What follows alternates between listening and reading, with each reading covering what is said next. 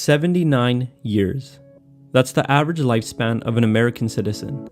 If you're in Japan, it's 83. Canada, 82. 68 in India and Sierra Leone, 50. 79 years, but not all of those are free. If you sleep 8 hours a day, you'll sleep for about a third of your life, which cuts that down to 53 years.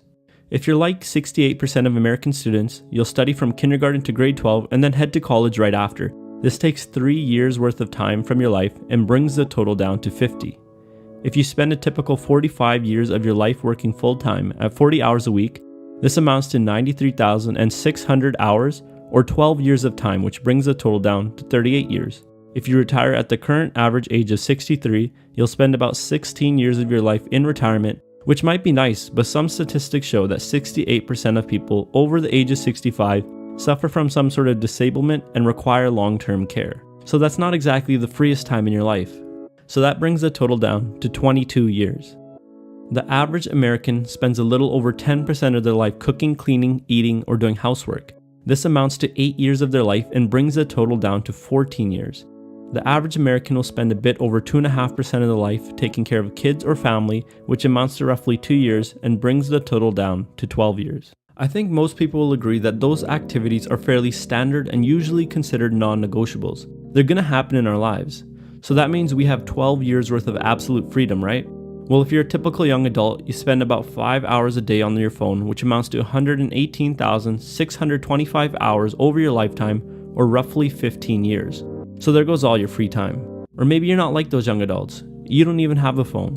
But if you're like the average American, you spend about 2.5 hours a day watching television, amounting to 57,933 hours over the average life, or 7 years. That would bring your total down to 5 years. But this is assuming you only watch 2.5 hours a day and that you start watching at the age of 15. So in reality, this number is probably a lot higher in the modern day. So it's at this point I should ask you, how do you feel? Did it make you sad, happy, shocked, or maybe angry? Because how you feel about this data is you telling yourself something important about your own life. What I didn't say is that yes, we're going to spend 12 years worth of time at work, but what if it's work that we love? If we spend the 8 years of our life involved in cooking, cleaning, and eating, preparing the best food, and maintaining good hygiene, we might be a lot healthier heading into retirement and not require long-term care. So those 16 years may actually be quite free.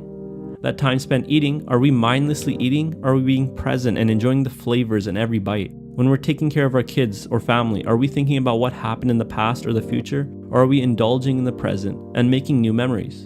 Are we truly enjoying the time we spend on our phones? Or are we mindlessly scrolling through an infinite loop of articles, videos, and information?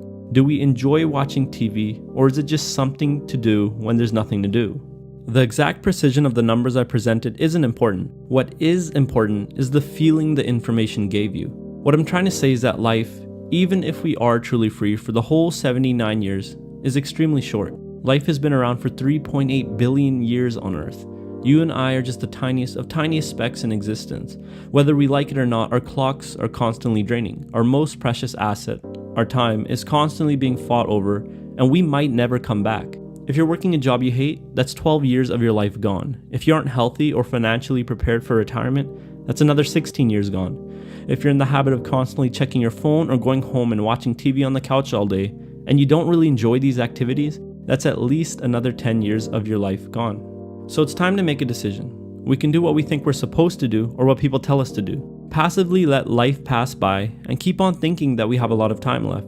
Constantly think about the past and worry about the future. Lose an hour here and an hour there and keep waiting for tomorrow. Or we can truly understand the shortness of life and start taking control of it. Start appreciating each moment for what it really is. A moment we'll never get back. And become deliberate with our actions. I'm not advocating anyone hastily quit their job or drop out of school. Not at all. Self-discipline and delayed gratification are great tools that can be used to maximize overall freedom and enjoyment in life. The only thing I'm advocating is to be mindful of how we spend our own time. Let's go back to that average value of 12 years of freedom for a second. That amounts to 105,120 hours. Assuming that the 10,000 hour rule is correct, if you use those 12 years of free time perfectly, you could become world class in about 10 different activities. That's crazy, and I've never heard of anyone doing that, and it's probably because humans aren't capable of being that efficient. But if you have at least one big dream in life, I hope you're constantly moving your life towards that and don't care about what other people have to say because you legitimately don't have the time. But if you focus on your craft and are mindful of your time, I don't think there's any reason you can't become world class in at least one thing. Life's too short, and you never know when it's going to end.